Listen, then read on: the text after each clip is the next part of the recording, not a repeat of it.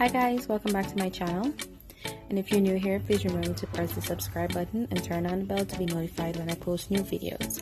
Today I'm showing you how I make pastry dough, and this pastry dough is very versatile.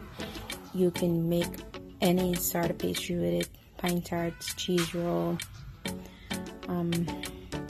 Chinese cake, patties. So what you need is everything is cold except your flour. You need cold margarine or butter, cold vegetable shortening, and cold water, along with 6 cups of flour, all-purpose flour. So I'm making a big batch that I can store in the refrigerator until I'm ready to use it. And what I'm doing is just breaking the pieces up a little because they're cold and it's like all in one block.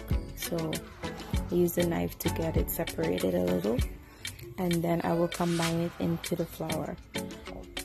You're gonna need to use a fork to do this. You will use your fingers, but start with a fork first because you don't want the dough to be extra get heated quickly. So the longer you take to put your hands into the dough is better.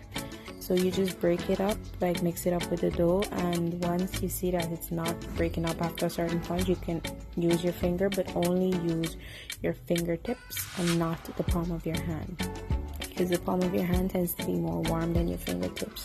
So you just break it up until the flour looks like has a crumbly texture or looks like sand, basically like this.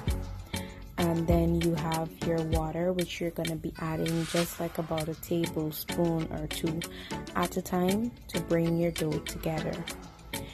Don't go throwing all the water into the dough because you're going to end up with a soft mess. So you just keep adding the water gradually and until you get the consistency of what you want. You don't want a soft dough, but you still don't want a hard one. You just need it to be completely combined together nicely, you'll see. So I'm gonna do that and then you'll see how it looks.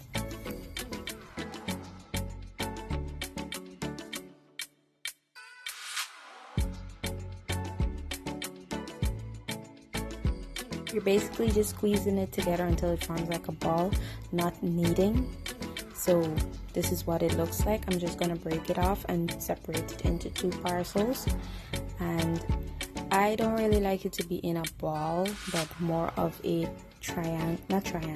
rectangular shape. So this is how it is.